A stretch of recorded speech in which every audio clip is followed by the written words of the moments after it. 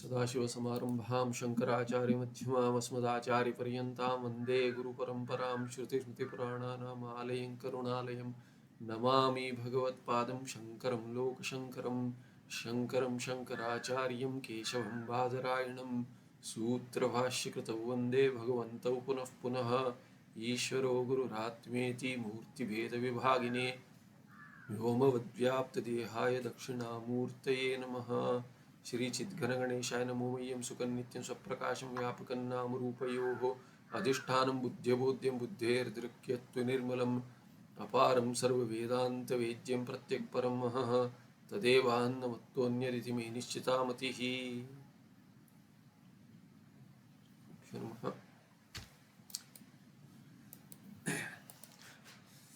अझ लक्षण, झ लक्षण देखा हमने, गंगायाम ग्रामः, तो शक्यार्थ लेकर, मुख्यार्थ शक्यार्थ वाच्यार्थ जो कहते हैं उसको लेकर उससे जो संबंध है उसको कहेंगे लक्षणा, और लक्षणा से जो पता चलता है उसको कहेंगे लक्ष्यार्थ।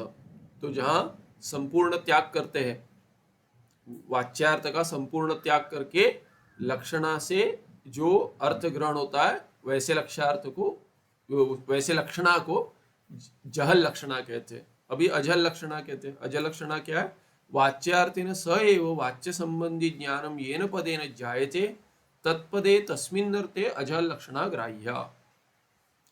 तो अजल लक्षणा क्या है? कहते हैं वाच्यार्थ, वाच्यार्थ के अभी इधर उदाहरण देंगे। शोणो धावती, शोणा माने रक्त, धावती तो लाल भाग रहा है, रक्त भाग रहा है, लाल लाल भाग रहा है माने क्या? लाल रंग तो नहीं भाग सकता। तो यहाँ कहते हैं वाच्यार्थ क्या है? उसका लाल रंग है, गुण है। तो वाच्यार्थिन सह एव वाच्य संबंधी ज्ञानम येन पदेन जायते। फिर अभी संदर्भ में को देखकर, अभी घोड़े भाग रहे उसको देखकर दिखाया किसी ने, यार देखो लाल वाला बहुत भाग रहा है। तो लाल भाग रहा है, लाल वाला नहीं, लाल भाग रहा है कह दिया।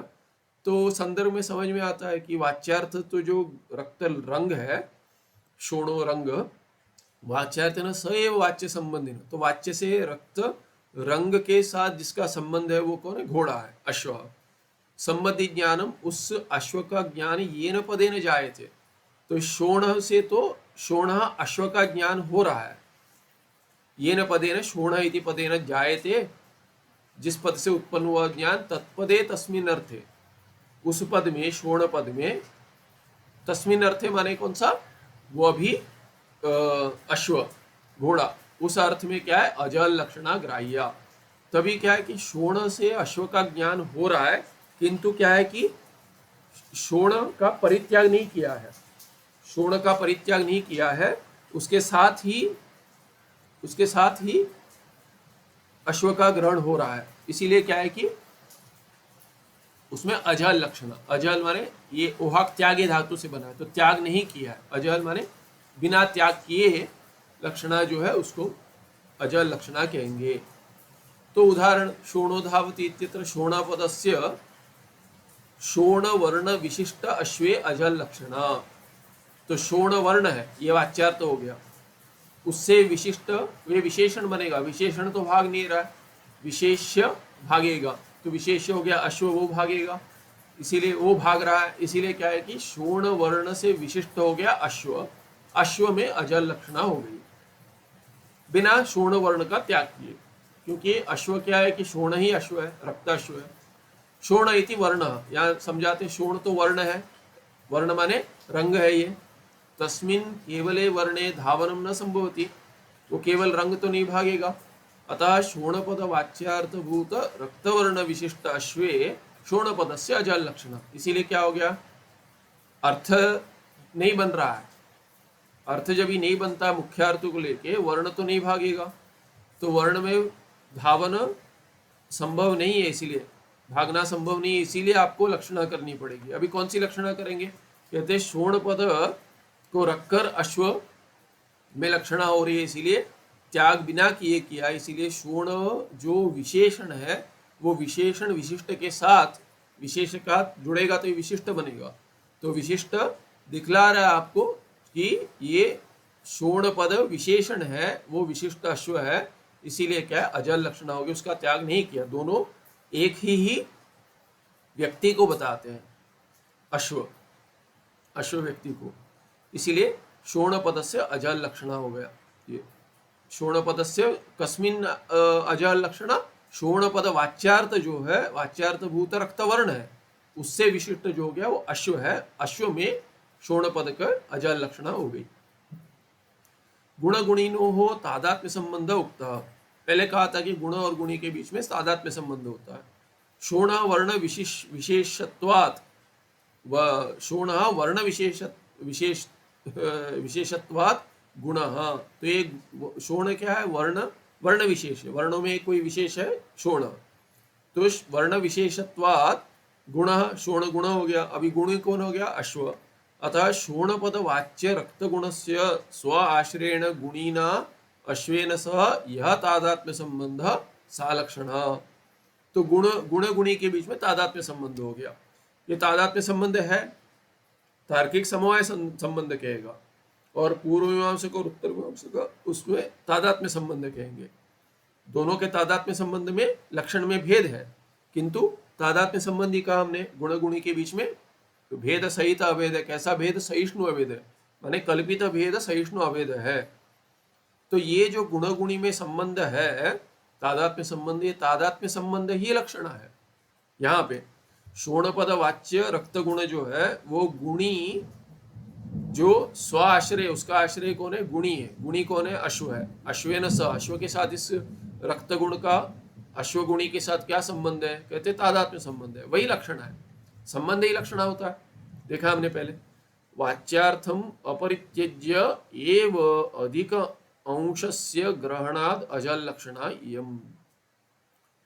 तो वाच्यार्थ का परित्याग बिना किए, अपरित्यज्य बिना त्याग किए वाच्यार्थ का रक्तवर्ण का, एव अधिक अंशस्य, अधिक अंश क्या है, अश्व, अधिक अंश का ग्रहण कर लिया, ग्रहणाद, इसको अजल लक्षणा कहेंगे। इयम, इस पर टिप्पण है। अजल लक्षणा, अजल लक्षणायाः उदाहरणांतराणि इमानि। और उदाहरण देते हैं अजल लक्षणा का। तो ये क्या है, काकेभ्यो दधि रक्षताम, काकेभ्यो दधि रक्षताम। तो माँ जा रही है कहीं बाहर, तो बाहर दही बनाने रखा है, दही बन गई समझिए, थोड़ा बाहर रखा है। तो कहाँ रखा है, आंगन में रखा है, धूप जहाँ है, थोड़ा खट्टा बनाना है, सोचिए उसको ऐसे। तो कहती है कि कौवे आएंगे तो कौवे से रक्षा करना। कौवे आ जाएंगे तो देखते रहना, कौवे से दही की रक्षा करो। तो काकेभ्यो दही रक्षताम, ऐसे कहकर चली जाती है। इति वाक्य का, अभी कौवे नहीं आए, बिल्ली आएगी तो क्या रक्षा नहीं करेगा, बिल्ली आ जाएगी तो दही रखा हुआ है, बिल्ली भी आ जाएगी, कुत्ता आ जाएगा देखने के लिए, क्या तो उनसे भी रक्षा करनी है। तो ऐसे सोचेगा क्या कि बच्चा की नहीं, केवल कौवे से कहा है तो और कोई कौवा छोड़कर और कोई पक्षी आएगा या कोई गिलहरी आएगी, ये आएगी, उससे रक्षा नहीं करना है, ऐसा नहीं है। तो इति वाक्य काक इति पदस्य वाच्यार्थभूत, यहाँ पे उपलक्षण भी कहते हैं, यहाँ पे उपलक्षण भी कहेंगे, पर यहाँ पे अजल लक्षण का उदाहरण में घटा रहे इसको। इति पदस्य वाच्यार्थभूत काक रूप पक्षी सकाशाद दधि रक्षण मात्रे न वक्तु तात्पर्यम। तो केवल कौवे के रूप में जो पक्षी है, केवल उनसे रक्षणा करने का तात्पर्य नहीं है वाक्य का, किंतु काकवत दधि उपघात बिड़ालादिभ्यो अपि दधि रक्षणे वक्तुस्तात्पर्यम। किंतु बिड़ाल माने बिल्ली, तो ये जैसे कौवे से रक्षण करना है वैसे बिड़ाल आदि से भी, बिल्ली इत्यादि है उन प्राणियों से भी रक्षा करने का तात्पर्य है, वहां तात्पर्य है। काकपद वाच्य काकरूप पक्षिणाम बिड़ालादिभिः सह दधि उपघातकत्व रूपम साजात्यम अस्ति। तो कहते हैं यहाँ पे संबंध चाहिए। अभी कौवे का बिड़ाल के साथ क्या संबंध है, बिड़ाल आदि के साथ आपको लक्षणा करनी है। तो काक का बिना त्याग किए काक पद के अर्थ का त्याग नहीं करेंगे और बिड़ाल आदि का ग्रहण करेंगे। तो अभी काक और बिड़ाल में कोई संबंध होना चाहिए। तो यहाँ पे क्या क्या दधि उपघातक है, ये बिडाल भी दधि का उपघातक है, माने हानि कर देगा दधि के। स्पर्श कर देगा तो भी हानि हो जाएगी, झूठा हो जाएगा, या हाथ लगा देगा तो भी उसको शुद्ध नहीं मानेंगे। खा लिया तो या भिकरा दिया तो वैसे भी नष्ट हो जाएगा। तो कहते हैं इसमें अभी जैसे कौवा दधि का उपघातक है, वैसे बिडाल आदि भी उपघातक है। इसीलिए क्या करें, काकपद वाच्य काकरूप पक्षिणाम बिडाल आदि भी स, इनके साथ क्या संबंध है काक का? तो कहते हैं दधि उपघातकत्व रूपम साजात्यम अस्ति। सजातीय संबंध क्या है, ये एक ही जाति के हैं सब। क्या है, दधि उपघातक रूप जाति है उनमें, दधि उपघातकत्व रूप जाति है। सह अयम साजात्य संबंध एवं अत्र लक्षण। तो यहाँ पे संबंध चाहिए, इसके बिना लक्षणा नहीं कर सकते। आपने अजल लक्षणा बिना संबंध के कैसे किया? तो कहते संबंध है, क्या है, साजात्य संबंध है। कौन सा साजात्य है? दधि उपघातकत्व।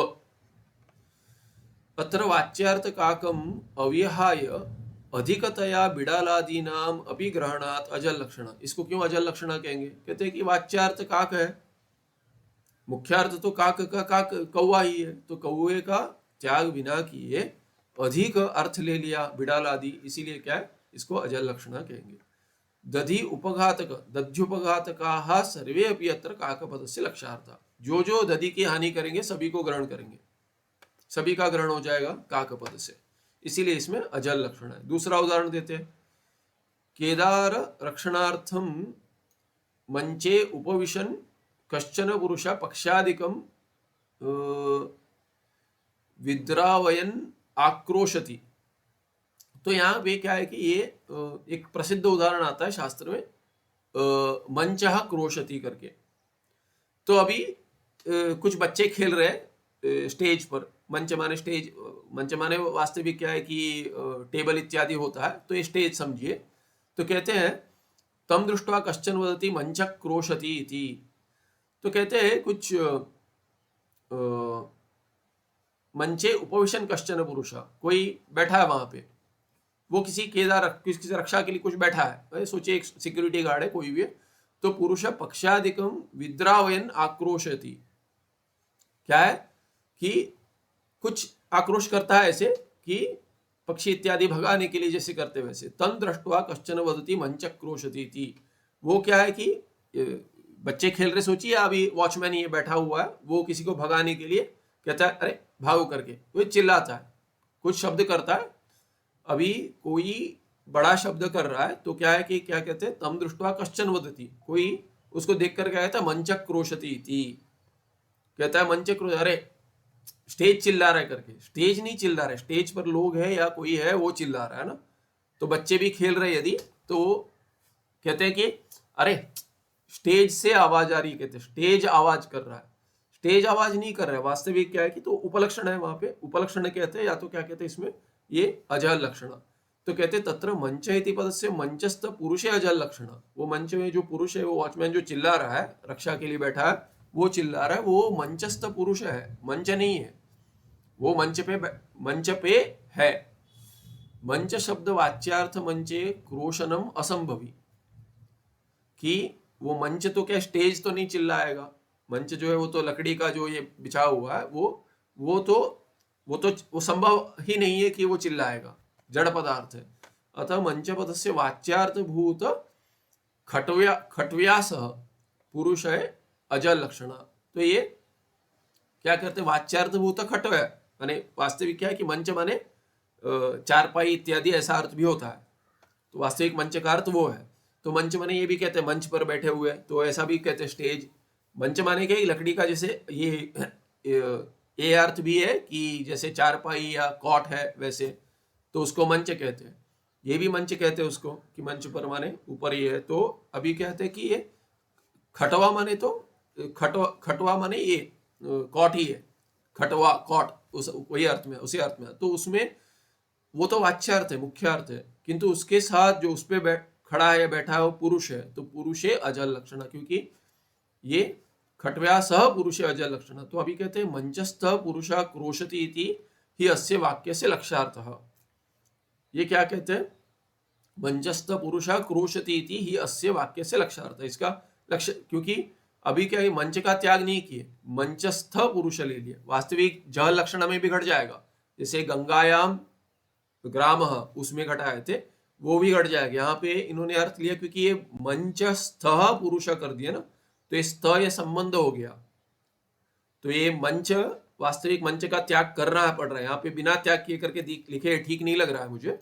इति अस्य वाक्य से लक्ष्यार्थ अत्र मंच पद वाच्य खट्वा रूप अर्थ तस्य तद आधेय पुरुषेण सह आधेयत्व संबंध अस्ति। इन्होंने आधार आधेय भाव संबंध से घटा दिया कि उसका मंचस्थ ले लिया, इसीलिए कोई भी पुरुष चिल्ला रहा है ऐसे नहीं अर्थ कर रहे। मंच पर जो बैठे हैं वैसा वाला पुरुष शब्द कर रहा है, ऐसे अर्थ ले रहे हैं। सह अयम संबंध है लक्षण, वही संबंध लक्षण है। यहाँ पे वाच्यार्थम अविहाय अधिकार्थ ग्रहणात अजल लक्षण। यहाँ पे क्या कहते हैं, मंचस्थ, ये स्थ का अधिकर्ष पुरुष में घटा दिया, इसीलिए इसको अजल लक्षणा करे। पर ये जह लक्षणा भी देख सकते हैं। कैसे जह लक्षणा होगा, मंच नहीं चिल्ला रहा है। जैसे गंगा में ग्राम पर ग्राम नहीं है, गंगा के तट पर, वहां पे गंगा के तट पर करके कह दिया तो संबंध से। यहाँ पे आधार आधे भाव संबंध ले लिया और मंच का त्याग नहीं कर रहे, उसमें मंचस्थ करके जोड़ रहे। वहां पे गंगा तीरे, गंगा तीरे करके कहेंगे, वहां पे भी जह लक्षण, ऐसी जह लक्षण की जो अजल लक्षण दिखा सकते हैं, किंतु क्या है कि जैसे संदर्भ है वैसे अर्थ लेना चाहिए। यहाँ पे मुझे तो जह लक्षणा दिख रहा है, ये अजल लक्षणा नहीं दिख रहा है। ठीक है, अजल लक्षणा में आपने कर दिया, क्योंकि यहाँ कह रहे हैं कि वो अधिक अर्थ ले लिए, मंच का त्याग नहीं किए, तो मंच का त्याग से बिगड़ जाएगा। अरे कोई चिल्ला रहा है, कोई चिल्ला रहा है करके कह देंगे तो जह लक्षणा हो जाएगा। नहीं, मंच पर बैठा हुआ चिल्ला रहे कहेंगे, ऐसे यदि वाक्य का अर्थ लेंगे तो अजल लक्षणा भी देख सकते हैं। ठीक है, उदाहरण दिखा दिए। फिर यहाँ पे ये सब क्या है, उपलक्षण भी कहते हैं, उपलक्षण करके कहते हैं, यहाँ पे उपलक्षण कहेंगे। इसको उपलक्षण नहीं कहेंगे, अभी आगे के उदाहरण में कहेंगे। पहला वाला उदाहरण चाहे काके भी उदय रक्षतम, का का इसमें उपलक्षण लेंगे, का कि ये शब्द उसके साथ अधिक का ग्रहण करता है। यहाँ पे मंच के साथ अधिक का ग्रहण नहीं कर रहे, यहाँ पे उपलक्षण नहीं कहेंगे, कहीं कहीं उपलक्षणा भी कहते हैं। पर उपलक्षणा और अजल लक्षणा भिन्न भिन्न है, दोनों का एक ही अर्थ नहीं है। मैं बोल रहा हूँ उदाहरण जो है उसमें उपलक्षण भी कहते हैं और यहाँ पे अजल लक्षण में भी घटा दिया। तीसरा उदाहरण दिए यहाँ पे, तथा छत्रिणो यान्ति, ये हमने पहले उदाहरण देखा था। अभी वर्षा हो रही है, तो अभी आज तो क्या है कि वर्षा हो रही है, जो देर से निकले होंगे वो छाता लेकर जाएंगे, वर्षा हो रही है। जो बिना छाते के निकले हैं, पहले वर्षा नहीं थी तभी निकले हैं घर से, तो तभी क्या है कि सोचिए कि एक जगह जा रहे हैं, सभी इस ओर से जा रहे, इस रास्ते से जा रहे हैं, तो सुबह जो निकल गए वर्षा से पहले वो बिना छाता निकल गए, और बाकी जो है वो छाता लेकर चले। अभी आ रहे तो ये वर्षा है, तो क्या है कि कुछ छतरी वाले आएंगे, कुछ बिना छतरी वाले आएंगे। हल्की सी वर्षा है तो क्या है कि उनको दिख रहे हैं, अरे देखो छतरी वाले जा रहे हैं, क्योंकि अभी तो सोच रहे हैं कि अरे अभी अक्टूबर 8 हो रहा है, अभी कहाँ वर्षा होगी, तो इसीलिए देखते हैं तो करें, अरे छतरी वाले जा रहे हैं सब, ऐसे कहेंगे। तो उदाहरण ये है, छत्रिणो यान्ति, छतरी वाले जा रहे हैं। तो सभी छतरी वाले नहीं है, उसमें कुछ है जो बिना छतरी के भी है, किंतु सामूहिक क्या कह रहे थे, ये सभी छतरी वाले जा रहे हैं। सभी छतरी वाले नहीं है, कुछ उसमें बिना छतरी के, इसलिए कहते छत्रिणो यान्ति यष्टि प्रवेशय।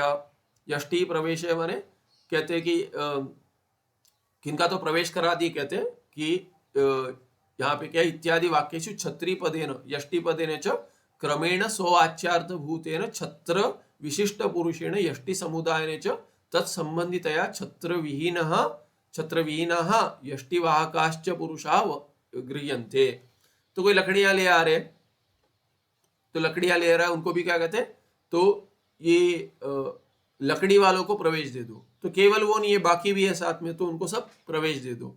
तो ऐसे भिन्न भिन्न इसमें ऐसे सामूहिक समूह को लेकर बता देते हैं, उसमें कुछ लकड़ी उठाने वाले कुछ है, कुछ नहीं है, ऐसे इसीलिए कहते हैं। अभी उसमें यष्टि पद हो या छत्री पद हो, इनमें क्या है कि इनसे बाकियों का भी ग्रहण होता है, तो इनका बिना त्याग किए बाकियों का ग्रहण कर रहे, इसीलिए उपलक्षण जहां है वहां पे कहीं कहीं अजल लक्षणा भी कह देंगे।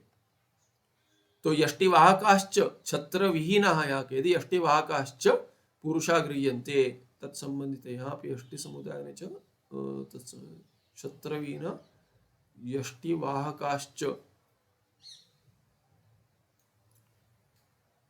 यहाँ पे भी विहीना नहीं लिखा है, वाहका लिखा है, यष्टि वाहका, ठीक है, क्षमा। ये दोबारा एक बार मुझे देखना है किसी यहाँ पे उदाहरण में यष्टि में क्या दिए हैं, क्योंकि ये उदाहरण भी आता है यष्टि में।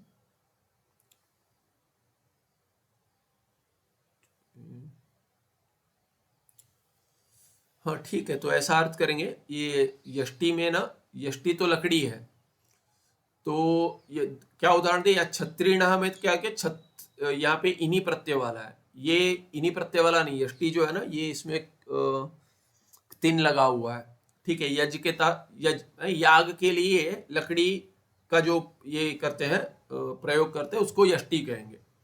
तो याग के लिए लकड़ियां हैं, तो वेद इसमें इसे वेदिका में क्या कह रहे हैं कि लकड़ियां अंदर ले आओ, तो यहाँ पे अर्थ क्या लेंगे, यष्टि ही प्रवेश है, माने क्या, लकड़ियों का प्रवेश कर दो। तो केवल लकड़ियों को नहीं लाएंगे ना, वो लकड़ी उठाने वाले भी आ रहे हैं, तो ये ऐसा अर्थ लेंगे। इधर क्या लेंगे, छत्रिणो यान्ति में, यहाँ पे तो इन्हीं प्रत्यय लगा, माने छत्री वाले, तो कोई छत्री वाले से बिना छत्री वालों का भी ग्रहण हो जाएगा, ऐसा अर्थ होगा। यहाँ पे छत्री वालों के साथ यान्ति, छत्री वाले जा रहे हैं, बिना छत्री वाले भी जा रहे हैं, इसीलिए छत्री वालों के साथ बाकियों का भी ग्रहण हो गया, छत्री वालों का त्याग नहीं किया है, इसीलिए यहाँ पे अजल लक्षण हो गया। और यष्टि प्रवेश में क्या है, यष्टि लकड़ियों के साथ साथ लकड़ी उठाने वालों का भी प्रवेश हो गया, इसीलिए क्या क्या कह दिया, अरे लकड़ियों को अंदर रखवा लो, ऐसे कहा था, लकड़ियों को अंदर रखवा लो। तो लकड़ियों को अंदर रखवा तो बोलता है कि वो जो लकड़ी उठाने वाले उनको क्यों अंदर लिया, ऐसा नहीं पूछते कोई, क्यों, क्योंकि अर्थ यही है, लकड़ी जो ला रहे हैं उनको भी अंदर ले लो, गाड़ी को भी अंदर ले लो, ऐसे कहें लकड़ियां अंदर ले आओ, तो ऐसे लकड़ियां नहीं, लोग भी आएंगे या गाड़ी भी आएगी, तो इसीलिए क्या यष्टि प्रवेश में बाकियों में भी यष्टि का बिना त्याग के प्रवेश हो गया, इसीलिए क्या है कि उनमें अजल लक्षणा हो गई। तथा च, तो तस्मात् वाच्यार्थ परित्यागेन अधिक अंश वाच्यार्थ अपरित्यागेन, इसीलिए क्या है कि यहाँ पे भी क्या है कि जहां जहां वाच्यार्थ का अपरित्याग करके अधिक अंश का ग्रहण करते हैं वहां अजल लक्षणा देख सकते हैं, कह रहे, माने उपलक्षण कहते हैं ना जब कि अरे वाग इंद्रिय, वाग आदि, तो वाग आदि आदि पद होगा तो वहां लक्षणा नहीं होगी, आदि पर से ग्रहण हो जाएगा, पर वाक कह दिया तो वाक के साथ आप आदि का माने बाकियों का ग्रहण कर रहे हैं, तो वहां पे उपलक्षण कहते हैं, ये उपलक्षण है, वाग इंद्रिय सभी कर्मेंद्रियों के लिए उपलक्षण है कहेंगे, या तो कहेंगे सभी इंद्रियों के लिए उपलक्षण है, तब क्या कहेंगे, तब ये उपलक्षण जहां कहते हैं वहां पे ये अजल लक्षणा भी कह सकते हैं। ऐसा ये बतला रहे कि उसका बिना त्याग के उससे संबंधित क्या, क्योंकि वो इंद्रियत्व सामान्य है, इसलिए इंद्रियत्व होने के कारण उससे हम बाकियों का ग्रहण करें, इसलिए अजल लक्षणा होगी, संबंध जो है वो इंद्रिय संबंध है।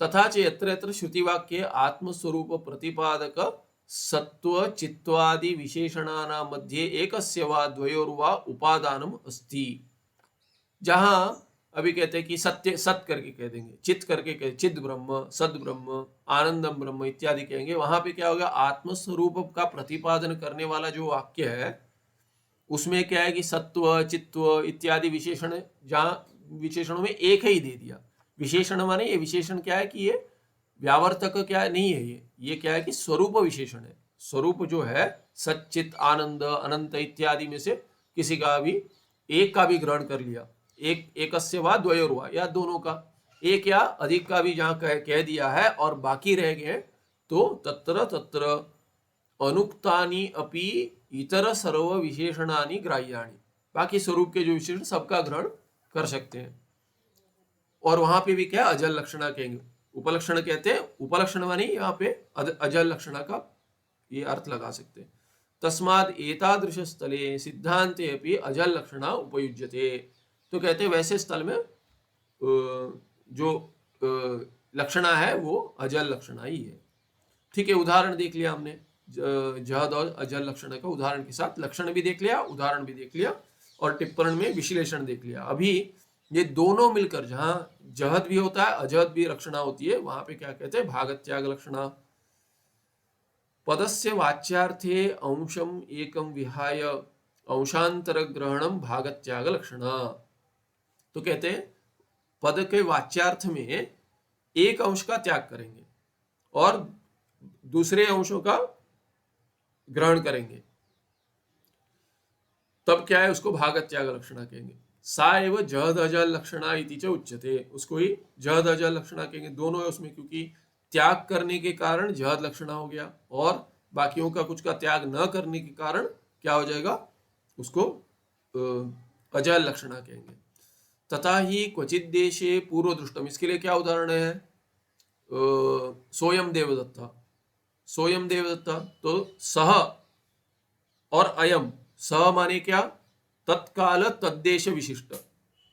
देवदत्ता तत्काल और तद्देश का बताता है। सह माने तत्पद है, तत्पद का पुल्लिंग में स हो गया, देवदत्ता है, सह देवदत्ता। सह देवदत्ता माने कौन, कहीं और किस देश में किसी काल में देखा था वो देवदत्ता, वो यही है सामने जो दिख रहा है। तो एतत् काल और एतत् विशिष्ट, अयम माने एतत् काल और एतत्, अयम माने एतत् का हो गया, अयम ये जो है इदम। तो एतत् काल और एतत् देश विशिष्ट जो देवदत्त है और वो देवदत्त जो तत्काल तद्देश विशिष्ट था, उनमें क्या करेंगे, दोनों एक ही करके करें, सह अयम सामानाधिकरण में। तो इसीलिए तत्काल और तद्देश का त्याग करेंगे, ये तत्काल और ये तद्देश का त्याग करेंगे, क्योंकि दिल्ली में देखा था, अभी ऋषिकेश में देख रहा हूँ, तो दिल्ली और ऋषिकेश तो भिन्न भिन्न है, इसीलिए उनमें विरोध है, इसीलिए उसका त्याग करेंगे। फिर कुछ वर्ष पहले देखा था, काल भिन्न है, अभी का काल भिन्न है, इसीलिए काल में भी विरोध है, तो काल का भी त्याग कर देंगे। बचा कौन, वो पिंड, देवदत्त पिंड, उसमें लक्षणा हो गई, इसीलिए भागत त्याग लक्षणा। तो पिंड का त्याग नहीं किए, देश और काल में जहां विरोध है उसका त्याग कर दिया, इसीलिए वो भागत त्याग लक्षण। वैसे ही तत्वमस्यादि में लगाएंगे। तो ये कहते तथा ही क्वचित देशे पूर्व दृष्टमेव पदार्थम पुनरपि देशांतरे दृष्टवा तदेव इदम इति वदति। अरे ये वही है, कोई पदार्थ तो यहाँ देवदत्ता देखा हमने, अरे ये तो वही है, पहले देखा था कहीं, उसको देखकर अभी दूसरे देश में देखकर कहते हैं अरे ये तो वही है। अत्र भागत्याग लक्षण, वहां पे भागत्याग लक्षण है। कहते अतीत काले देशांतरे स्थितम वस्तु तत् इत्युच्यते, किसी काल में किसी देश में था पहले, उसको तत् कहेंगे वो। अतः अतीत काल विशिष्टम देशांतर विशिष्टम च वस्तु तत् इति पदस्य वाच्यार्थ, इसीलिए वाच्यार्थ क्या हो गया, तत्पद का क्या वाच्यार्थ है, कौन से इसमें, तदेव इदम, अरे ये वही है। तो वही माने वह, उसका अर्थ क्या है, उसका अतीत काल विशिष्ट और देशांतर विशिष्ट वस्तु है, वो वस्तु है ना, वो माने वो देश और काल का नहीं कह रहे, देश और काल के साथ व्यक्ति को बता रही है, तो देश और काल विशेषण बन रहे उसमें। तो अतीत काल विशिष्ट और देशांतर विशिष्ट वस्तु जो है उसको तत् कहेंगे, वो वस्तु ये वही है, ये वस्तु वही है।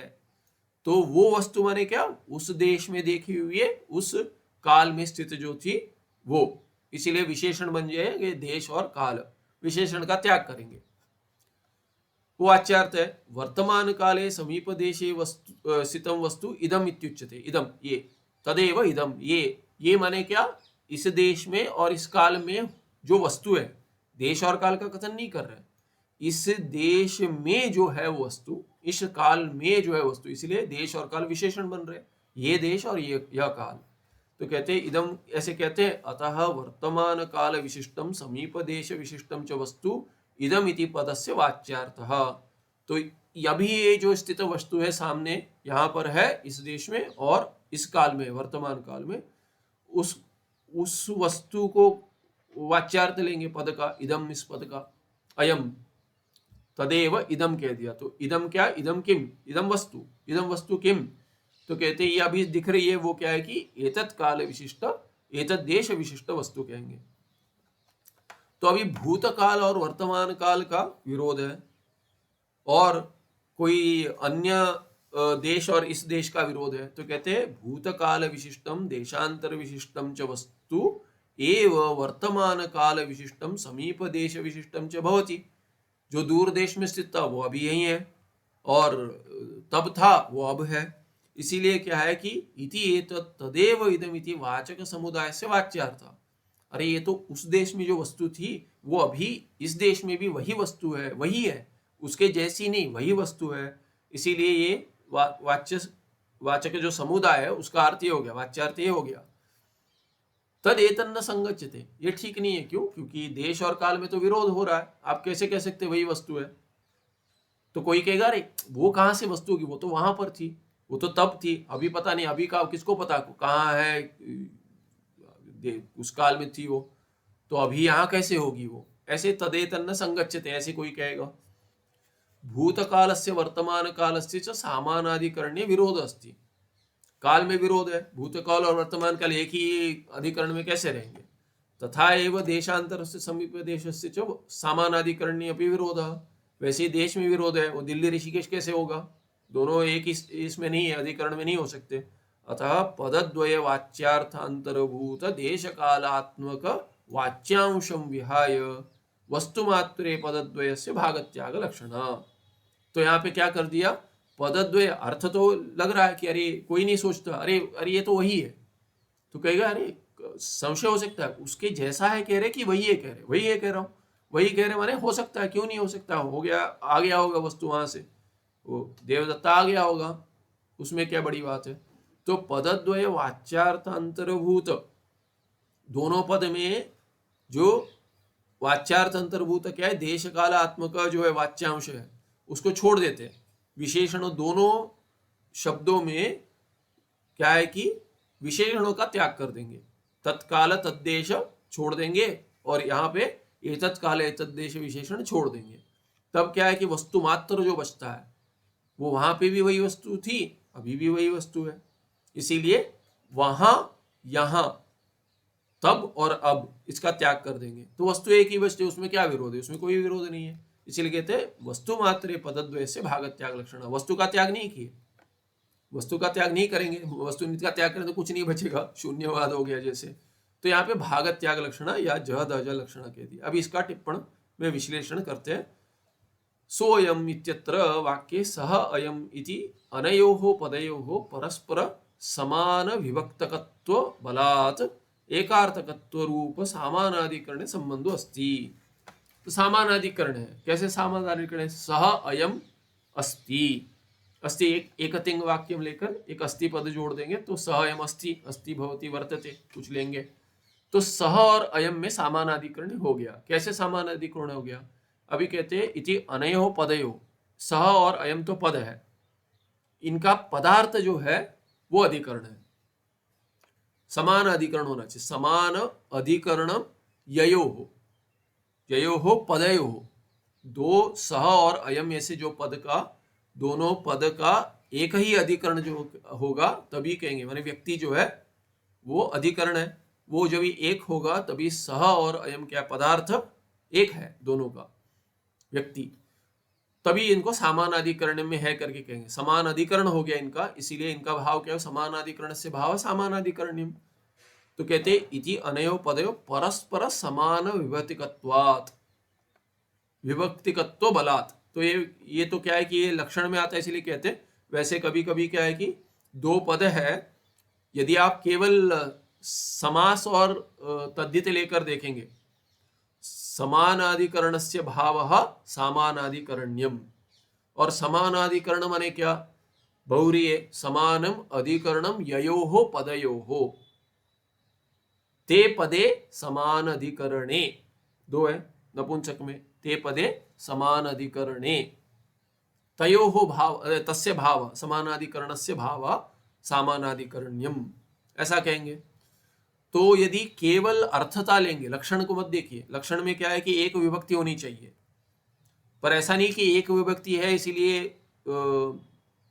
देखिए लक्षण में क्या आता है? एक विभक्ति होना, समान विभक्तिकत्व बलात्, समान विभक्ति। सह प्रथमा एक वचन है, अयम क्या है? प्रथमा एक वचन है, तो एक विभक्ति होगी। और क्या है कि दूसरा क्या है कि केवल एक विभक्ति होने से नहीं होता है। जैसे अभी राम लक्ष्मण च गच्छति कह देंगे, तो राम और लक्ष्मण तो एक ही, इसमें दोनों का अधिकरण एक नहीं है, राम व्यक्ति अलग है, लक्ष्मण व्यक्ति अलग है। तो क्या होना चाहिए, एक अर्थकत्व रूप समानाधिकरण्य संबंधो अस्ति, एक अर्थकत्व होना चाहिए। राम पद का अर्थ राम जी, दशरथ पुत्र राम ज्येष्ठ पुत्र करके अर्थ है, और लक्ष्मण का इसका ज्येष्ठ पुत्र अर्थ नहीं है। तो इसीलिए क्या है कि दोनों का एक अर्थकत्व नहीं है, तभी नहीं होगा। पर कहते हैं कि समान विभक्तिकत्व के साथ साथ एकार्थकत्व भी होना चाहिए, तब जाके उनको समान अधिकरण में है कहेंगे, समान अधिकरण्य में है कहेंगे, वो समान अधिकरण हो गए पद। तो सह और अयम में ऐसा है, पर कहीं कहीं भिन्न विभक्ति में भी समान अधिकरण होता है। तो कहेंगे यह दशरथः तस्य पुत्रः, यह दशरथः उक्तः तस्य पुत्रः। अभी यह दशरथः उक्तः, ये तो तीनों क्या है कि एक विभक्ति का है, एक विभक्ति का पद है, और समान विभक्ति का, समान विभक्तिकत्व है उनमें, और एकार्थकत्व भी है। दशरथ भी वही है, माने यह दशरथ उक्ता पहले कहा गया था, ये तीनों क्या है कि ये वही एक ही व्यक्ति है, दशरथ जी की बात कर रहे हैं। वो तीनों क्या है कि प्रथमा एक वचन में। अभी तस्य पुत्र कहेंगे, अभी तस्य सामानाधिकरण में नहीं है क्या, तस्य का भी सामानाधिकरण वही है। तस्य का अर्थ क्या है, तस्य दशरथस्य, इसलिए दशरथ एक ही वही व्यक्ति है, इसलिए कहीं कहीं भिन्न में भी आता है। तो ये लक्षण के हिसाब से देखेंगे तो एक विभक्ति होनी चाहिए।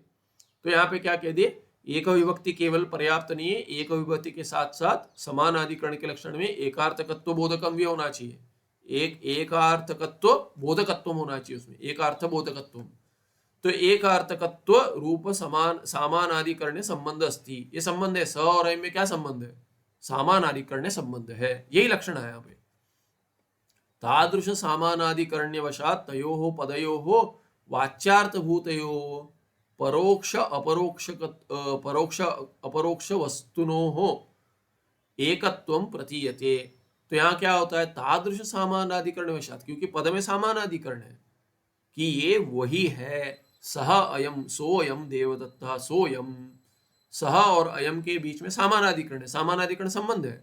सामानाधिकरण संबंध होने से क्या है, एक ही अधिकरण से ही जुड़े हुए वो, इसीलिए क्या होता है, तादृश सामानाधिकरण्य संबंध वशात, ऐसा संबंध होने से जब ये वाक्य सुनते हैं तो क्या हो जाता है, वाच्यार्थभूत जो है सह जो है और अयम जो है, इसका वाच्यार्थभूत क्या है, सह का है परोक्ष, अरे वो तत् तो परोक्ष है, तत् का प्रयोग वहां नहीं होता, अपरोक्ष में नहीं होता, तत् का प्रयोग तो परोक्ष में होता है।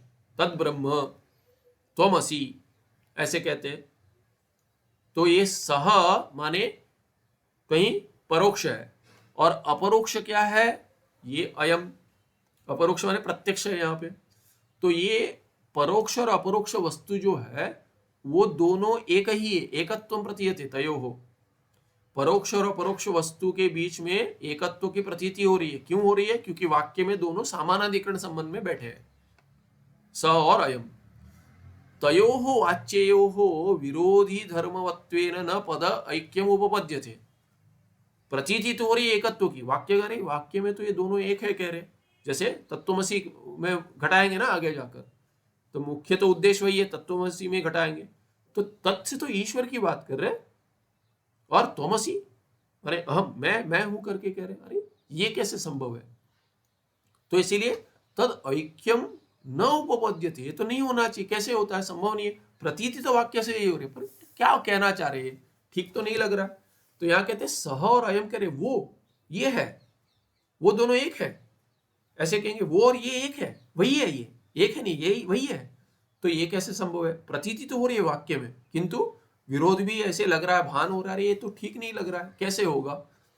तस्मात् अत्र लक्षणा एव युक्ता, क्योंकि वाक्य में यदि वैसे ही अर्थ हो जाता कि कोई प्रश्न ही नहीं आता, संशय नहीं आता, तो वो वही है, कहते थे तत्तेश तत्काल विशिष्ट और ये तद्देश ये तत्काल विशिष्ट, यदि संभव होता, जो असंभव है, संभव यदि होता माने ये अर्थ विशेषण के साथ यदि ऐक्य होता कि अरे वो काल और ये काल एक है, नहीं, काल में तो भिन्नता देखते व्यवहार में, तो कहेंगे अरे वो देश दिल्ली और ऋषिकेश एक नहीं है, और 2 वर्ष पहले देखो, 2 वर्ष पहले का समय और अभी का समय एक नहीं है। तो इसीलिए विरोध भी प्रतीत होता है। यदि नहीं होता तो लक्षणा की आवश्यकता ही नहीं थी। मुख्यार्थ जब भी ठीक नहीं लगता, अरे वो ईश्वर तुम हो, मुख्यार्थ ठीक नहीं लगता। कैसे मैं उस असंसारी ईश्वर रहूंगा, मैं संसारी हूँ, दुखी हूँ, अल्पज्ञ हूँ इत्यादि। वो सर्वज्ञ ना ही सुखी है, सर्व को सुख प्रदान करते, वैसे वाला ईश्वर मैं कैसे होऊंगा। इसीलिए क्या है कि वहां जहां मुख्यार्थ नहीं बैठता वहां लक्षणा करनी आवश्यकता है, लक्षणा की आवश्यकता है। जहती अजहती व लक्षणा न अत्र संभवती। यहाँ पे जह लक्षणा से भी नहीं कटेगा और अजहत से भी नहीं कटेगा, तो मुख्यार्थ का पूरा त्याग नहीं कर सकते। सोयम देवदत्त में देवदत्त का ही त्याग कर दो, सोयम का स का त्याग कर दो, अयम का त्याग कर दो, ऐसे करेंगे तो नहीं होगा। एक बचेगा क्या, कुछ नहीं बचेगा। उससे दूसरे का क्या ग्रहण करेंगे, अरे नहीं वो उसके उसके बेटे का ग्रहण कर लेंगे, तो बहुत वर्ष 20 वर्ष पहले देखे उसके जैसे ही दिखता है, ये वो नहीं होगा, ये उसके भाई होंगे या कुछ होगा, ऐसे कुछ करेंगे नहीं। या उसके कहेंगे यार तभी देखा था मैंने, तभी तो बेटा नहीं, उसके बड़े भैया होंगे या उसके पिताजी होंगे, ऐसे अर्थ लगाएंगे। तो तभी देखा था, तभी तो मैंने ऐसे बाल सफेद नहीं हुए थे, ऐसे कहे कोई सोचेगा। तो तभी की जो स्मृति है उससे तो ठीक है, युवा दिख रहे थे, अभी थोड़ी आयु बढ़ गई, बुढ़ापा आ गया, ऐसे यदि सोचेंगे तब ठीक है। नहीं तो क्या होगा कि कहेंगे अरे नहीं तभी देखा था, अरे वो तो मैंने इतने युवा थे अभी, अभी के इतना कैसे बदला हो गया होगा, नहीं हुआ होगा, उसके पिताजी होंगे या बड़े भैया होंगे, ऐसे कुछ लगाएंगे अर्थ। तो मुख्यार्थ जहां संभव नहीं है तो अभी त्याग नहीं कर सकते वहां पे। ऐसा कोई नहीं सोचता, कहते अरे 20 वर्ष हो गए बाल सफेद नहीं होंगे तो क्या है कि आजकल तो 20 वर्ष के युवा का ही बाल सफेद हो रहे हैं, तो ये इनके नहीं होंगे, तभी तभी वो युवा थे, अभी तो बुढ़ापा आ गया होगा, आ रहा होगा ऐसे। तो इसीलिए क्या है कि मुख्यार्थ जहां संभव नहीं है वहां पे क्या करेंगे, वहां पे आप लक्षणा करेंगे। और यहाँ पे जहती लक्षणा नहीं करेंगे, थोड़ी उसके पूरा त्याग करके उसके भाई को और उसके पिताजी इस किसी को ग्रहण कर रहे हैं, उसी को ग्रहण करना कर रहे हैं, तो कैसे करेंगे। तो इसीलिए क्या है कि ये अजहती लक्षणा नहीं है, ये जहती लक्षणा नहीं है। तो कहते हैं कि अजहल लक्षणा की जगह अभी अब ये जहती लक्षणा की अजहल लक्षणा कर दो। अजहल लक्षणा में कैसे करेंगे, उसके साथ किसी को नहीं जोड़ सकते कि वो जो है वो यही है, उसमें और क्या जोड़ेंगे, कुछ नहीं जोड़ सकते। इसीलिए न जोड़कर अर्थ बन रहा है न पूरा हटाकर बन रहा है, इसीलिए भागत त्याग लक्षणा। तो कहते हैं अतः भागत त्याग लक्षण एवं आश्रयणीय तत्र स इति पदवाच्यम परोक्षत्व धर्म विशिष्ट वस्तु। वो दिल्ली प्रदेश और ये कहेंगे दूर दूर प्रदेश, दूर देश, और क्योंकि आप तो दिल्ली में ही बैठे, दूर देश नहीं होगा आपके लिए, तो समीप देश हो गया। तो उदाहरण किसी और देश का ले लेंगे, क्योंकि दूसरे देश का, तो दूर देश जो है उसमें परोक्षत्व धर्म विशिष्ट है। परोक्षत्व क्या है, दूर देश स्थित, दूर देश परोक्षत्व धर्म है। और दूर का काल भी, अतीत काल, वो विशिष्ट वस्तु है। अयम इति पदवाच्यम अपरोक्षत्व धर्म विशिष्टम वस्तु। क्या अपरोक्ष, प्रत्यक्ष जो है, वर्तमान काल मुझे प्रत्यक्ष है और मुझे ये वर्तमान देश भी प्रत्यक्ष है, तो समीप देश भी प्रत्यक्ष है। तो कहते हैं अयम इति पद का वो अर्थ हो गया, अपरोक्षत्व धर्म विशिष्टम। प्रत्यक्ष माने अपरोक्ष है, वैसे धर्म से विशिष्ट वस्तु है। अनयोः परोक्षत्व अपरोक्षत्व अंशम विहाय। तो परोक्ष है जो, उसका त्याग करें, तत्काल तत्देश, और अपरोक्ष जो है एतत्काल एतत्देश, उन विशेषणों का त्याग करेंगे। कर कर बाकी जो पिंड बचा उसका त्याग नहीं करेंगे, जो विशेष्य है। विहाय अविरुद्ध अंशभूतम वस्तु मात्र गृह्यते। तो देवदत्त पिंड का ग्रहण करेंगे जो अविरुद्ध है, उसमें कोई विरोध नहीं है, अविरुद्ध अंशभूत है। देवदत्त पिंड में कोई विरोध नहीं है, हाँ जहां जहां विरोध है उसका भी त्याग करेंगे। बोले श्वेत श्वेत, अरे काले बाल थे, श्वेत बाल था, ठीक है, काले बाल वाला देवदत्त है ना, तो ये विशेषण बनेगा। अभी श्वेत बाल वाला देवदत्त है तो उसका भी विशेषण का त्याग करेंगे, जहां जहां विरोध है उसका उन अंशों का त्याग करेंगे। बचा हुआ जो पिंड है वो क्या है कि वो वही है। अत्र परोक्षत्व अपरोक्षत्व अंशयोः वस्तुना सह आश्रयत्व संबंध। तो ये परोक्षत्व धर्म आश्रित जिसमें है उसका ग्रहण कर रहे हैं, और अपरोक्षत्व धर्म किसमें आश्रित है उसका ग्रहण कर रहे हैं, इसलिए आश्रयत्व संबंध को लक्षणा कहेंगे यहाँ पे। वस्तुआत्मक अंशस्य स्वस्वरूपेण तादात्म्य संबंध। तो यहाँ पे क्या है, वस्तुआत्मक अंशस्य स्वस्वरूपेण, तादात्म्य संबंध दोनों एक ही है। वस्तु में अभी जो बचा है ना, जिसका त्याग नहीं किए, उसका उसके स्वरूप के साथ क्या संबंध है, तादात्म्य संबंध है। तो इसीलिए जिनका परोक्षत्व अपरोक्षत्व वस्तुना सह आश्रयत्व संबंध है, उसका त्याग कर दिए, माने विशेषणों का त्याग कर दिए, आश्रय का त्याग नहीं किए।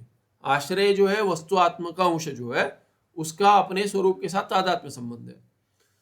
समस्त वाच्यांशानां वस्तुना सह आश्रयत्व तादात्म्य संबंध यह सा लक्षण। तो कहते हैं समस्त वाच्यांशानां, समस्त वाच्य जो अंश है, वाच्य का अंश है, उसके साथ क्या है, आश्रयत्व तादात्म्य संबंध है। विशेषण का और विशेष्य का आश्रयत्व संबंध है, और जो जिसका त्याग नहीं किए, विशेष्य का त्याग नहीं किए, उसमें तादात्म्य संबंध है। तो यह वही संबंध लक्षण है, आश्रयत्व और तादात्म्य दोनों लेंगे। तो जो एतत् काल और एतत् देश का आश्रय और तत्काल तद देश का आश्रय था, वो आश्रय एक ही है, तो आश्रयत्व एक हो गया। दूसरा हो गया तादात्म्य संबंध, जो पिंड है उसका वस्तु आत्म का अंशस्य, जो बचा हुआ वो अंश है, वो पिंड जो है वो उसका स्वरूप है, वो क्या है, तादात्म्य संबंध में वही है वो। इसीलिए आश्रयत्व और तादात्म्य संबंध जो है वही लक्षण। परस्पर विरुद्ध परोक्षत्व अपरोक्षत्व अंशम विहाय, तो कहते हैं परोक्षत्व और अपरोक्ष में विरोध था, उन अंश का जो आश्रित है उनका त्याग कर दिया, विहाय विशेषणों का। अविरुद्ध केवल वस्तु रूप वाच्यांश गृह्यते, तो वाच्य का कुछ बच गया, अभी वाच्य का ही ग्रहण कर रहे हैं, वाच्य में कुछ भाग का त्याग कर दिए और कुछ भाग का ग्रहण किया है। इसीलिए अविरुद्ध जो अंश है वाच्य का, वो वस्तु का, ये अविरुद्ध केवल वस्तु रूप विशेषण के बिना जो है वो वाच्यांश उसका ग्रहण कर गृह्यते, अंश गृह्यते, अतएव अयं भागत्याग लक्षण। तो भाग में भाग का त्याग हो गया और भाग का ग्रहण हो गया, इसीलिए भागत्याग लक्षण कहते हैं इसको। ठीक है, अभी उदाहृत में एवमेव तत्त्वमसि इत्यादि महावाक्यस्थ जीवेश्वर वाचक पदद्वयस्य परस्परम समान विभक्तिकत्व बलाद एकार्थ प्रतिपादकत्व रूप सामानाधिकरण्य संबंधो अस्ति। ऐसे ही ये अभी आगे मूल में आएगा, तो टिप्पणकार ने पूरा समाप्ति कर दिया कि महावाक्य आगे आएगा, आपको बता रहे थे आगे आने वाला ये है, तो आवश्यकता नहीं है, यहीं पे बता रहे थे, क्योंकि उदाहरण स्पष्ट हो गया तो तभी उदाहरण बता रहेंगे तो जल्दी समझ आएगा। तो यहाँ क्या तत्त्वमसि इत्यादि महावाक्य में भी ऐसे भागत्याग लक्षणा करते हैं। कैसे, तो कहते हैं महावाक्यस्थ, महावाक्य में क्या है, तत्त्वमसि में तत्, त्वम और असि है, असि को छोड़ दिए, तत्व और त्वम है। असि माने हो, क्या हो, तुम क्या हो, तत् हो, तत् माने ब्रह्म परमात्मा हो, ईश्वर हो, तो अभी तुम ईश्वर हो कह दिया। तो अभी कहते महावाक्यस्थ, महावाक्यस्थ क्या है, जीव है, त्वम से जीव और तत् से ईश्वर, ये जीववाचक हो गया त्वम पद और ईश्वर वाचक हो गया तत्पद। इन दो पदद्वयों में पदद्वय से पदद्वय का परस्परम समान विभक्तिकत्व बलाद, तत् भी एक वचन में है, अपना प्रथमा एक वचन में है और त्वम भी प्रथमा एक वचन में है। तो कहते हैं ये प्रथमा एक वचन नहीं कहेंगे, ये समान तुम्हारे, अभी क्या हो गया, ये तत् त्वम असि कह दिया ना, असि, तो ये असि जो है ये, हाँ, तत् और त्वम ये प्रथमा एक वचन ही है, तत् भी तत्पद का ही है। तत् जो है नपुंसक लिंग में और त्वम जो है ये क्या है कि अभी इसमें ये त्रिशुलिंगेशु ये त्वम ही करके कहेंगे, तो दोनों में प्रथमा एक वचन है। इसीलिए क्या है कि ये समान परस्पर समान अधिकरण लक्षण में क्या है कि एक समान विभक्तिकत्व होना चाहिए। तो समान विभक्ति तो है, प्रथमा एक वचन है, प्रथमा विभक्ति है, इतना पर्याप्त है, पर एक वचन भी है, तो समान विभक्तिकत्व है हो गया। उस बल से एकार्थ प्रतिपादकत्व रूप सामानाधिकरण भी है, एकार्थ प्रतिपादक भी है, तत् भी उसी को कहते हैं जो त्वम जिसको कहता है, एक ही सच्चिदानंद को, ऐसा अर्थ है वहां पे। पर ये एकार्थ का बोधन करा, प्रतिपादकत्व रूप सामानाधिकरण, माने प्रतिपादन करा रहा है, तत्व से जिसका ग्रहण हो रहा है उसी से त्वम का ग्रहण हो रहा है, ऐसे प्रतीति तो हो रही है। इसीलिए उस वाक्य से जब भी कह दिया तुम हो, तुम ये हो कह दिया, तो दोनों में, इसीलिए कभी किसी को कह दिया कि तुम गधे हो तो उसे गुस्सा क्यों आता है? क्योंकि वो अपने आप को समझता है कि इसने गधा बोल दिया, माने हम दोनों एक ही देखता है वो, इसीलिए गुस्सा आ रहा है। दोनों में एक एकार्थ प्रतिपादकत्व की क्षमता है उस शब्द में, वाक्य में। तो इधर क्या है कि एकार्थ, ठीक है, तुमको तो ईश्वर कह रहे हैं, तो बोलते मुझे ईश्वर कह रहे हैं, ये मुख्यार्थ नहीं बैठ रहा है। पर मुख्यार्थ नहीं बैठ रहा है, ये संशय क्यों आया? उस वाक्य का ऐसा अर्थ है इसीलिए आया ना, ऐसे अर्थ प्रतीत होता है। तो दोनों में सामानाधिकरण में है। कैसे है? क्योंकि वो एक अर्थ प्रतिपादकत्व है, उसमें एक अर्थ दिखाने की क्षमता है उसमें। दोनों में एक विभक्ति है और एक अर्थ बोधन कराने की क्षमता है, क्योंकि उसमें एक ही सामानाधिकरण की प्रतीति हो रही है। समान अधिकरण है ऐसे ही वाक्य में प्रयोग किया है, इसीलिए उनमें सामानाधिकरण है। ऐसे प्रतिपादन करने की क्षमता होने से सामर्थ्य है, इसीलिए सामानाधिकरण मानना पड़ेगा।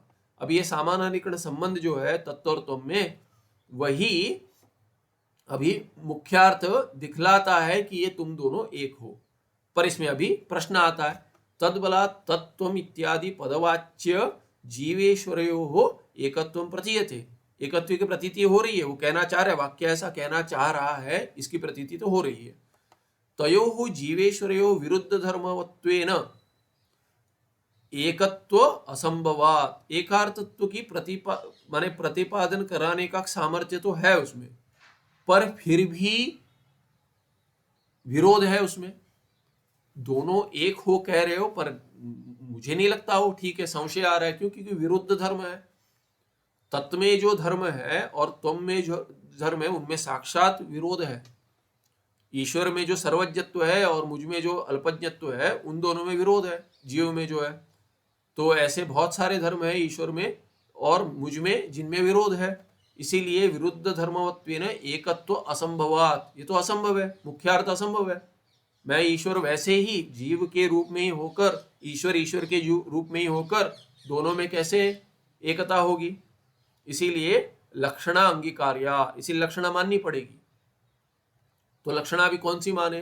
तत्रापि पूर्वोक्तरीत्या जहद अजल लक्षणयोः असंभवात, न जहद लक्षण असंभव है, न ईश्वर का पूर्ण त्याग कर सकते हैं, न जीव का पूर्ण त्याग करेंगे, क्योंकि उसमें वो मोक्ष कारक वाक्य है। अपना ही त्याग करेंगे, मोक्ष किसको मिलेगा? ईश्वर का त्याग करेंगे तो फिर बचेगा क्या? तो इसीलिए क्या है कि जल लक्षणा नहीं कर सकते। अजल लक्षणा, ईश्वर में क्या जोड़ सकते? ईश्वर में कुछ नहीं जुड़ेगा, ईश्वर में कुछ जोड़ नहीं सकते। और ईश्वर से संबद्ध क्या लेंगे? ईश्वर का त्याग बिना किए किसी संबद्ध लेंगे, वैसा कुछ अजल लक्षणा नहीं हो सकती। मुझ में अभी मुझको छोड़कर किसी को करेंगे तो मोक्ष तो मुझे चाहिए, वाक्य तो मोक्ष कारक है। मुझे छोड़कर दूसरे को मिलेगा, उसका भी ऐसे कुछ, माने मेरे साथ और किसी को मिलेगा, ऐसा भी नहीं जोड़ सकते। न त्याग कर सकते न कुछ जोड़ सकते। तो दोनों में जहद अजल लक्षणा काम नहीं करेगी। तो अभी क्या करना पड़ेगा? तो दोनों को जहद अजल लक्षणा, भागत त्याग लक्षणा लेनी पड़ेगी। तो कहते हैं तत्रापि पूर्वोक्त रीत्या जहद अजल लक्षणयोः असंभवात, क्योंकि दोनों असंभव है, न जहद कर सकते न अजहद कर सकते। जहती लक्षणा नहीं हो सकती, अजहती लक्षणा नहीं हो सकती, तो क्या करेंगे? भागत त्याग लक्षणा ग्राह्या। तो जहां विरोध है उसका त्याग कर दो, जहां विरोध नहीं है उसका ग्रहण कर लो।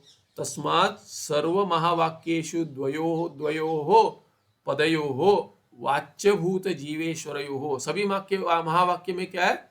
महावाक्य क्या होता है? केवल चार नहीं है महावाक्य। महावाक्य वो होते हैं जो जीव और ब्रह्म में ऐक्य बताते हैं। तो जो वाक्य है जहां जहां जीव और ब्रह्म में ऐक्य होता है वो सब महावाक्य है। उनमें दो पद होने चाहिए जिनमें ऐक्य दिखाते हैं।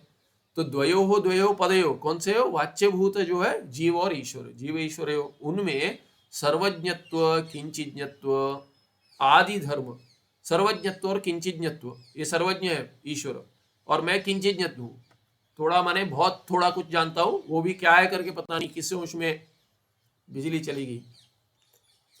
तो इसीलिए देखिए किंचिज्ञत्व, अपने में किंचिज्ञत्व देखते हैं तो बिजली चलेगी, सत्य नहीं है, तुम किंचिज्ञ नहीं हो, तुम आत्मा हो। तो कहते हैं सर्वज्ञत्व किंचिज्ञत्व आदि, आदि पर से संसारी असंसारी, इनमें विरोध है। फिर वो सृष्टि करता है, मैं तो भोगता हूँ, कर्ता भोगता हूँ, तो वो तो सृष्टि करता है, मैं तो क्या कुछ बनाना है तो भी ठीक नहीं बन पाता।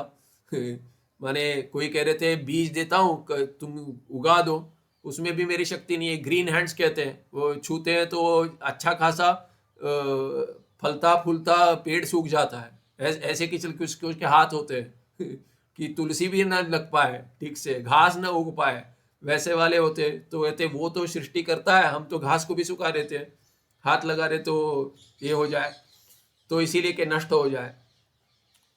तो वैसे भस्मासुर जैसे तो वैसे भी होते। तो कहते कि ये इनमें इतना विरोध है आदि पद में।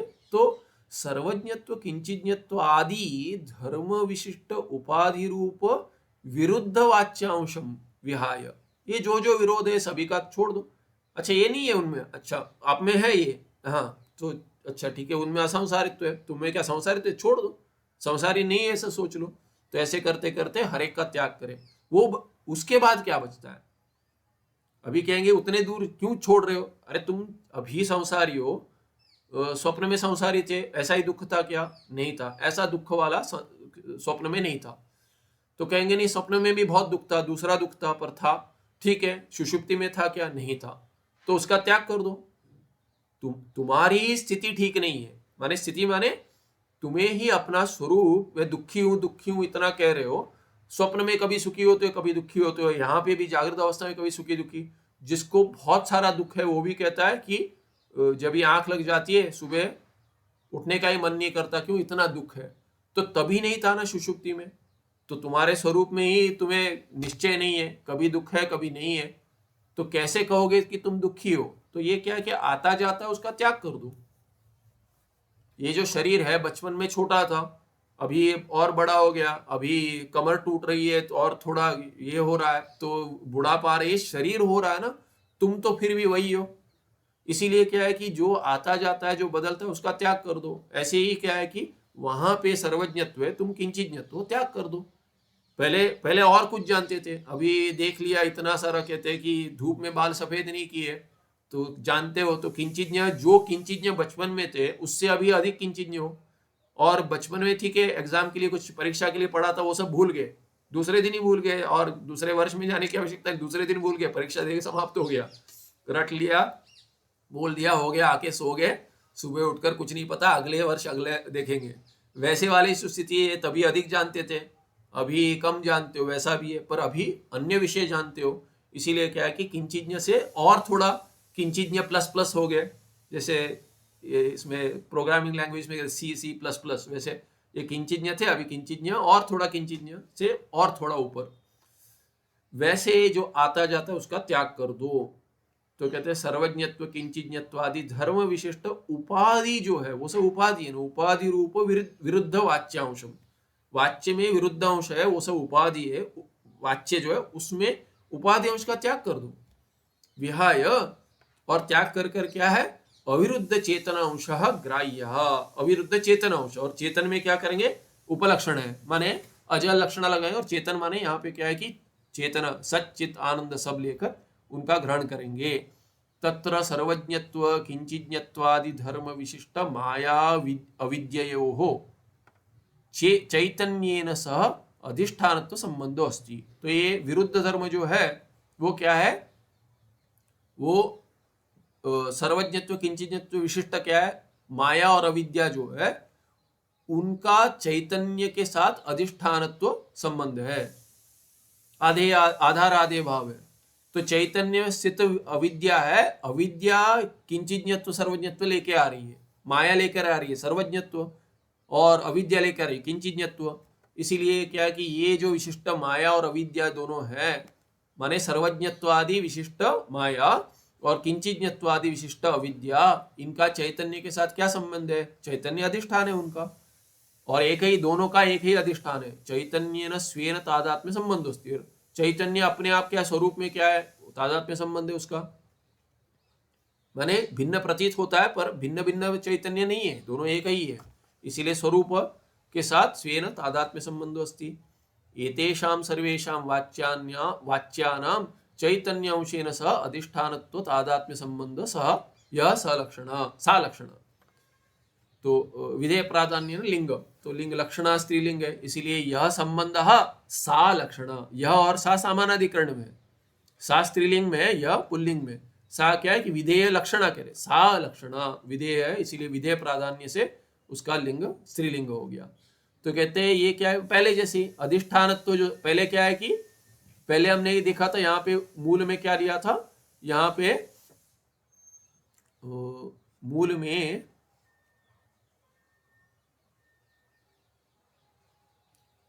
पहले इसमें दिया था ये देशांतरस्थितमिति कालवाच्य विहाय, नहीं यहीं पे आया, मूल में नहीं, यहीं पे आया था, इसके ऊपर, इसके पहले अंश में आया था, क्षमा की, मूल में नहीं, इसमें। यहाँ पे क्या कह रहे थे, देखिए आश्रयत्व तादात्म्य संबंध। एक तो आश्रयत्व और दूसरा तादात्म्य लिया था। आश्रयत्व किसमें क्या है कि ये परोक्षत्व अपरोक्षत्व, परोक्षत्व और अपरोक्षत्व आश्रय भाव से रहते हैं, आश्रित है वो। और वस्तु जो बच गया, पिंड जो है देवदत्त का, वो उसमें क्या है कि उसमें स्वस्वरूप के साथ तादात्म्य संबंध है, इसलिए आश्रयत्व और तादात्म्य संबंध जो है वही लक्षण है। यहाँ पे क्या कह दिया, यहाँ पे भी आश्रयत्व की जगह अधिष्ठानत्व शब्द का प्रयोग किया। आश्रयत्व और अधिष्ठानत्व में अंतर नहीं है, तो स अधिष्ठानत्व या आश्रयत्व तादात्म्य संबंध यह सा लक्षण। तो जिनका त्याग कर रहे हैं वो आश्रित है, इसलिए आश्रयत्व संबंध हो गया या अधिष्ठानत्व संबंध हो गया। और जो बच गया अंश जिसका त्याग नहीं कर रहे, चैतन्य अंश है, उसका तो स्वरूप के साथ स्वयं अपने साथ क्या है कि तादात्म्य संबंध है। इसीलिए दोनों अधिष्ठानत्व तादात्म्य, ये दोनों क्या है संबंध जो है वो लक्षणा। विरोधीभूत वाच्यांशम विहाय अविरोधीभूत चेतनांशः गृह्यते। इसीलिए क्या है कि विरोधी जो है उसका त्याग कर दिया और जो अविरोधी है उसका ग्रहण कर लिया। इसीलिए एक ही वाच्य में कुछ अंश का त्याग किए, कुछ का ग्रहण किए, इसीलिए तस्माद् इयं भाग त्याग लक्षणा इति उच्यते। इसीलिए इसको तत्त्वमसि आदि में भी भाग त्याग लक्षणा कहते हैं।